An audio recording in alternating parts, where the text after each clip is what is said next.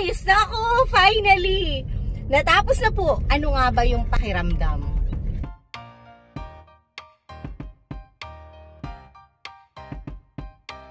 Hello everyone! Welcome back to Ma'am She Teach Channel. This is Lynn. At nasa labas na naman po tayo ngayong araw na to with Maring Ara. Hindi po kami gagala ngayon, okay? So ngayong araw na to, meron kaming mission. Mission, di ba? Parang Darna? Parang ganun lang. Hindi. Okay, so ano nga ba ang gagawin namin at bakit kami nasa labas ni Maring Ara, di ba? Kasi po, malapit na kami bumalik sa school sa August. So, bilang teacher, diba, kailangan naming masigurado na safe yung mga bata na makipag-interact sa amin. Para masigurado rin namin na safe din kami na makihalubilo sa mga pamilya namin, okay? So, ngayong araw na to, magpapa-COVID test kami ni Maring Ara.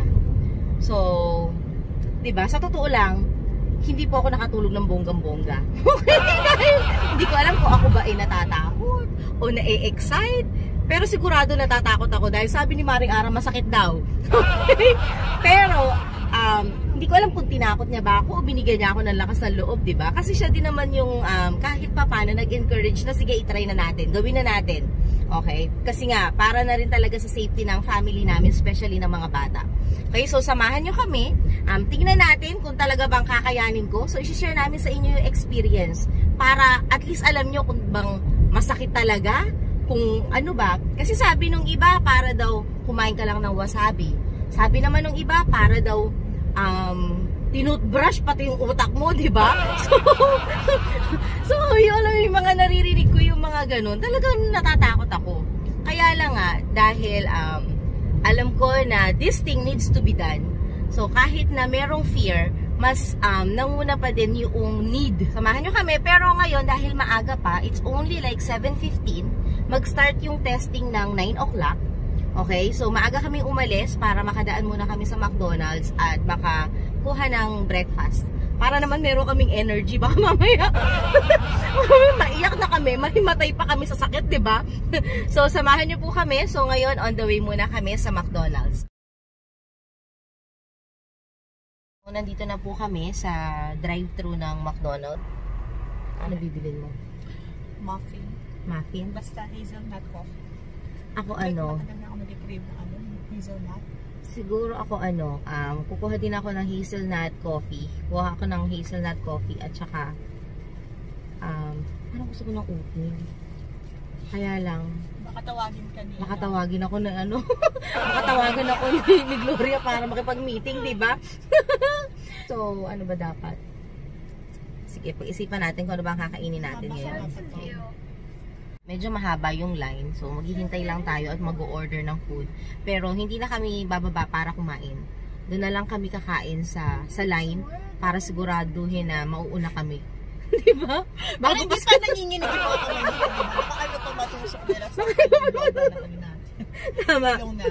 So, mauuna na kami ni Maring Ara. So, sana talaga tayo na rin ang mauna, diba? Pero baka meron pang mas maagang pumila sa amin, diba? Na po talaga matapos and sana talaga kayanin namin to, diba? So, parang lahat na yata na masakit, inisip ko na kagabi, diba? Inisip ko na, sabi ko, iisipin ko na lang, magsi-C-section ulit ako. Diba?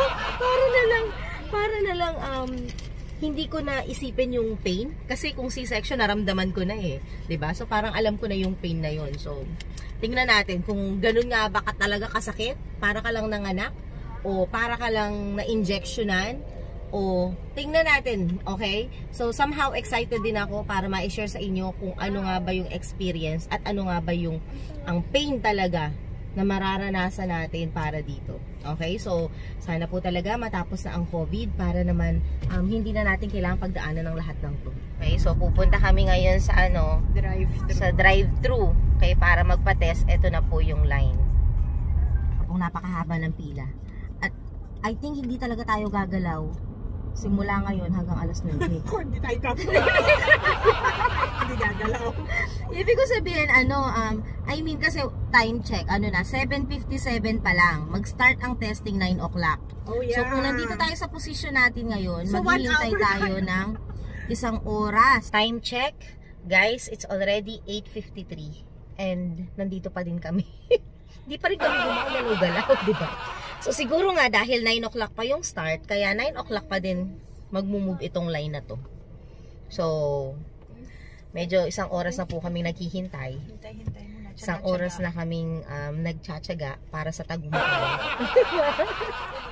Negative. Yes, hopefully naman, negative. Yun yung talagang medyo nakakatakot di ba?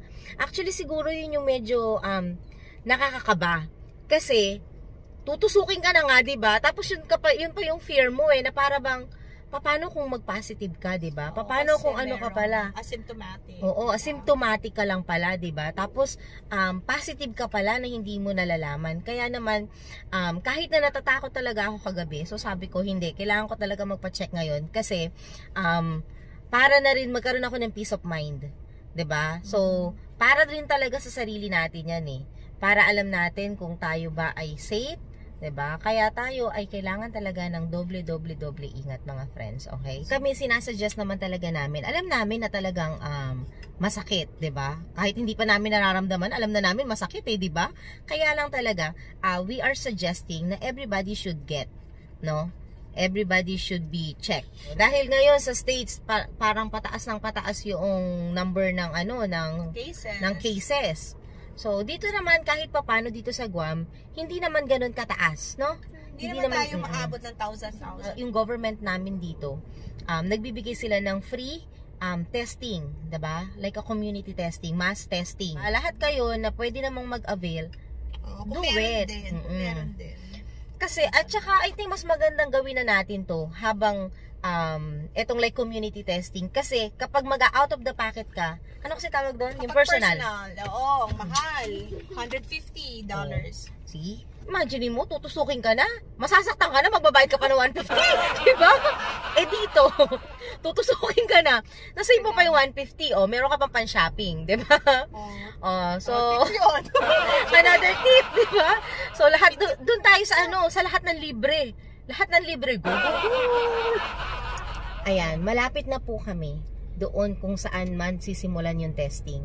At talagang mas tumitindi na din yung kaba namin. Alam nyo ba mga friends, mga kamamshis, nag-practice na ako kagabi, diba?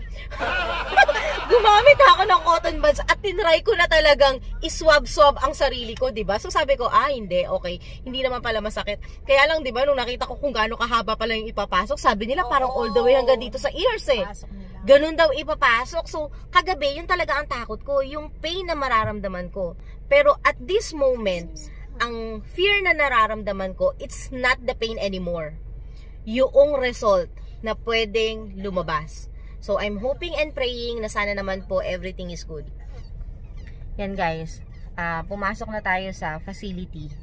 Okay, pumasok na tayo sa school. Kasi sa school gaganapin yung testing ngayon.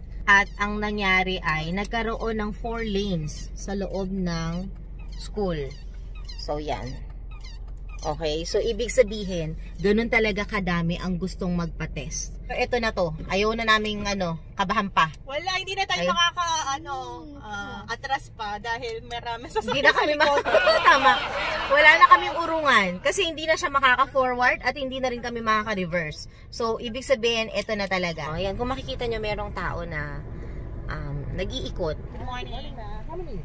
2. Yes. Not the child? Yes.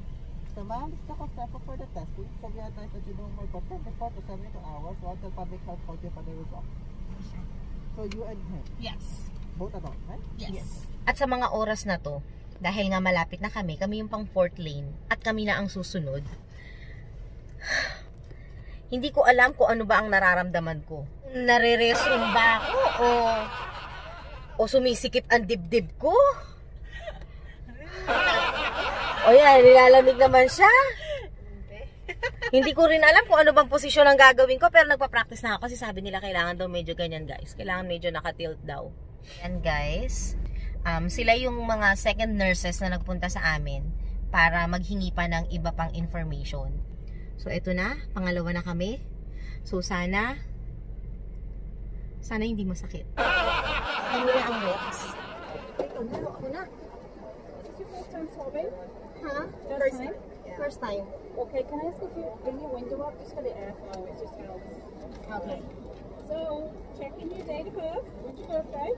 What we're going to do is we're going to go down a bit, okay? Okay. We're moving, so all three of you be as No, well today? just the two of us. Okay, alright, so we'll move down, okay? Okay, thank you. Alright, don't remember my name, I'm Paula. Okay, thank you so much, Miss Paula. I'm so nervous. Don't be nervous. It's over before you know it, and cover your mouth up, Okay. and expose your nostrils. And it's up each nostril for about 5 seconds. Okay. Wonderful. And remember to breathe through your mouth. It's over before you know. Yes. We will never force it. We only Hi go Jerry, for my name is JR. Okay, I'm the nurse. Can I get your date of birth? September 30, 1985. Okay. For next 72 Breathe in, hours, we recommend you guys to stay home. Okay? over. Recommendation only. For next 1 to 2 days, we'll call you for the result. All depends on how the tests are done today. Okay, doing good. Just relax. Blow out. Okay, Miss Jerry. Other side. You did good, Miss Jerry. You did good. Okay. Alright. Smells strawberry.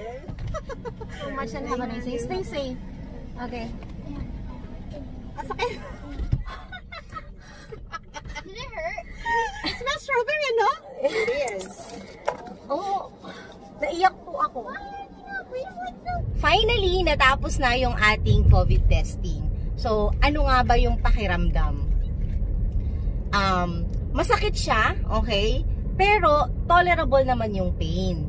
So, kumbaga yung iniisip kong pain kahapon is mas sobra yung iniisip kong pain. So, yung ngayon naman, hindi naman. Totoo yung yung sinabi nila na parang may wasabi. Parang yung pang swab, may wasabi. Yun ang feeling ko, ganda. Ako naman smells strawberry. Sa'yo naman smells strawberry. Okay, so iba-iba na experience. Sa akin, feeling ko is yung bang parang, di ba pag kumain tayo ng wasabi, para bang paghinga mo, para bang merong maanghang sa part na dito. Yun yung feeling ko. So, ginawa nila, nuwab nila tong pareho. So, mabilis naman, and all the nurses, they were very nice. Napakababait nila, oo. So, talagang bago sila mag-start, medyo kinalma nila kami na everything will be okay. And then after that, nag-sorry pa nga sila sa ginawa nila sa amin, di ba? Pero talagang sana talaga matapos na dahil yung mga frontliners natin, so sila talaga yung pinaka nahihirapan din sa sitwasyon na to. So talagang nando sila sa initan, nakasuot ng PPE. Ng PPE. Loan pala yun. Loan pala yun. Okay. So, sa totoo lang, dito sa sitwasyon na to, hindi na tayo dapat mag-complain kung bakit natin kailangan magpa-test. Kasi yung mga nurses, grabe, nando sila sa initan.